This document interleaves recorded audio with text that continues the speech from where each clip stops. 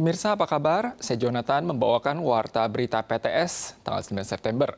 Hujan lebat mengguyur area pegunungan Hualien kemarin, menyebabkan longsor dan jalan provinsial Suhua ambruk yang menyebar hingga rel jalur kereta timur.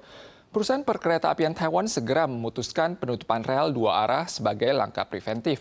Berhubung kemarin kebetulan adalah hari Minggu, banyak penumpang yang bergegas pulang ke wilayah utara memadati stasiun kereta Hualien. Hujan deras pada Minggu sore tanggal 8 menyebabkan tanah longsor di kilometer 164,5 Jalan Suhua ruas Chongde. Biro Jalan Raya MOTC telah mengerahkan petugas dan alat berat untuk membersihkan longsoran. Saat ini, jalur Chongde Heren hanya mengizinkan mobil keluar dan akan kembali normal setelah pembersihan selesai. Perusahaan perkereta-apian Taiwan atau TRC juga menghentikan operasi sebagai tindakan pencegahan karena terkendala sebagian longsoran dan lumpur. Kereta api menuju Hualien hanya bisa beroperasi sampai stasiun Heren. 17 guru dan siswa sekolah menengah Hualien yang dijadwalkan kembali ke Hualien pada sore hari setelah pertandingan basket di wilayah utara tidak bisa pulang.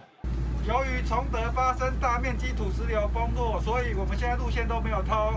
我们今天要回花莲，今天整个赛程结束，然后就因为土石流，所以在台北。我们今天学校是叫我们坐到罗东啦，然后在罗东住一个晚上，看明天会不会通。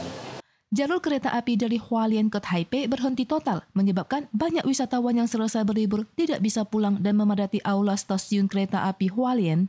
从台东回去啊，绕一圈嘛。所以你现在打算往南坐吗？对啊，往台东。 Seiring dengan mendekatnya tekanan tropis, cuaca hari ini dan besok akan tidak stabil. Hujan petir singkat akan terjadi sewaktu-waktu pada sore hari. Uap air akan meningkat selama 1 minggu ke depan dan hujan tidak akan turun di siang hari dengan suhu berkisar antara 32 hingga 34 derajat, merupakan pola cuaca panas dan lembab. Penumpang yang terpengaruh oleh penghentian operasi kereta api akibat bencana alam dapat mengajukan pengembalian tiket tenggang waktu 1 tahun. Hujan deras di area pegunungan Hualien bukan cuma memicu longsor, namun juga menyebabkan air sungai meluap. Salah satu dari 8 kendaraan yang mengaku 21 penumpang terbalik diterjang arus sungai. Seorang ayah dan balita berusia 2 tahun terseret arus. Kedua jenazah masing-masing telah ditemukan kemarin malam dan pada pagi ini. Hujan lebat di area pegunungan menyebabkan air sungai menjadi deras.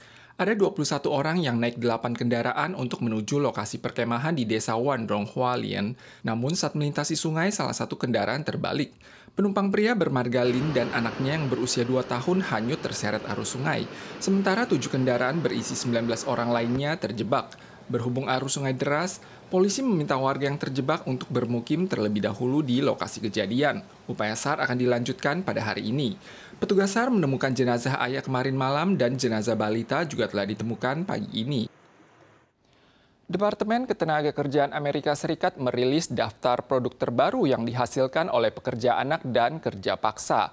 Hasil tangkapan laut kapal ikan lepas pantai Taiwan sekali lagi masuk dalam daftar untuk ketiga kalinya. Aliansi Perlindungan Hak Asasi ABK Migran mengecam bahwa pemerintah Taiwan membiarkan ABK Migran menjadi korban eksploitasi.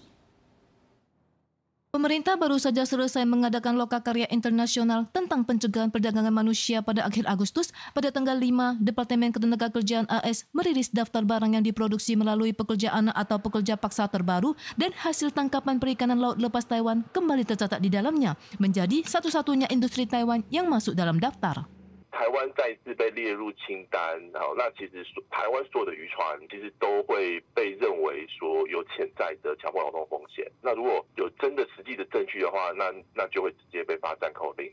Ormas hak asasi manusia berasumsi hasil tangkapan ikan dengan mengeksploitasi nelayan migran akan ditahan oleh pihak Amerika dan dikeluarkan dari pasar karena para nelayan migran ini mungkin ditipu agensi dengan upah dan kontrak palsu atau menandatangani kontrak pinjaman sehingga memikul beban hutang yang besar. 我们积极在推动渔业人权计划，因为我们整体推动渔业人权计划，整体从制度面、从性质面、从查核面，我们都在积极推动。 Terkait hal ini, Ditjen Perikanan atau FA menegaskan mereka akan terus mendorong program perbaikan industri perikanan dan hak asasi manusia. Selain itu, juga berkomitmen akan memperkuat upaya perbaikan kondisi kerja nelayan migran di sektor perikanan laut lepas. Sehubungan dengan kritikan dari Amerika, FA juga akan melakukan perbaikan secara tulus dan berkelanjutan. Minggu depan adalah Festival Kue Bulan. Departemen Kesehatan Kota Taipei mengumumkan hasil uji sampel produk makanan Festival Kue Bulan pada hari ini. 7 produk ditemukan tidak memenuhi syarat, mencakup toko milk houses, Taronamis, dan kue nanas Huilevit, dan akan dijatuhi denda sesuai hukum. Departemen Kesihatan Kota Taipei menemukan pengawet asam heksadienoat yang melanggar peraturan pada kue bulan pastel keladi toko Milk House cabang Peitho ini, sehingga meminta pelaku usaha untuk menarik produk tersebut dari pasaran dan melarang untuk menjualnya ke pembeli. 如果长期过量使用的话呢，就会损害到我们的肝肾的一个功能，那也可能会让食欲变差，影响健康。 Menjelang festival pertengahan musim gugur, berbagai jenis kue bulan baru beredar di pasaran, namun disarankan untuk tidak dikonsumsi berlebihan karena kue bulan adalah makanan yang tinggi lemak, kalori, dan gula. Pakar gizi mengingatkan satu kue bulan isi telur kuning seberat 50 gram mengandung 240 kalori. Terutama untuk penderita diabetes, diimbau untuk membatasi konsumsi maksimal satu kue bulan per hari dan tidak boleh dijadikan pengganti makanan utama. 糖尿病病友呢，中秋节期间建议的月饼分量，希望一天不要超过1颗为主。 Selain itu juga mengumumkan 5 produk yang tidak memenuhi standar perabaran, mencakup tidak mencantumkan nama bahan kandungan di dalamnya yang diurut sesuai dengan jumlah proporsi atau tidak mencantumkan alergen makanan dan tanggal kedaluarsa. Di antaranya terdapat toko terkenal seperti toko Taronamis dan kue nanas Huilevit yang akan dikenakan denda antara 30.000 hingga 3 juta dolar Taiwan sesuai hukum. Kasus kecelakaan akibat menerobos jalur LRT Kaohsiung kerap terjadi dari waktu ke waktu. Ada warga yang nekat menerobos demi mengambil gambar. Kementerian Transportasi dan Komunikasi belum lama ini berencana mengubah UU. Kedepannya jika orang dan kendaraan menerobos ke dalam area yang bukan dimaksudkan bagi pejalan kaki atau kendaraan mencakup jalur LRT dan jembatan, mereka akan didenda maksimal 1 juta dolar Taiwan. Sirene peringatan LRT berbunyi, namun wanita di depan kamera tidak mendengarnya sama sekali dan terus melintas. Wanita ini telah melanggar UU Transportasi Umum dan akan didenda 1.500 hingga 7.500 dolar Taiwan. Sejak peluncuran jalur LRT Kaohsiung, kasus kecelakaan akibat menerobos rel kereta kerap dilaporkan. Kementerian Transportasi dan Komunikasi berencana melakukan amandemen UU. Kedepannya, bila orang dan kendaraan menerobos ke dalam area yang bukan dimaksudkan bagi pejalan kaki atau kendaraan, mencakup jalur LRT dan jembatan, mereka akan didenda 10.000 hingga 1 juta dolar Taiwan. Pemirsa sekalian, sekian Warta Berita dari PTS. Berikutnya, mari kita saksikan Festival Ganesh Chaturthi di India. Kita sua lagi di lain kesempatan, sampai jumpa.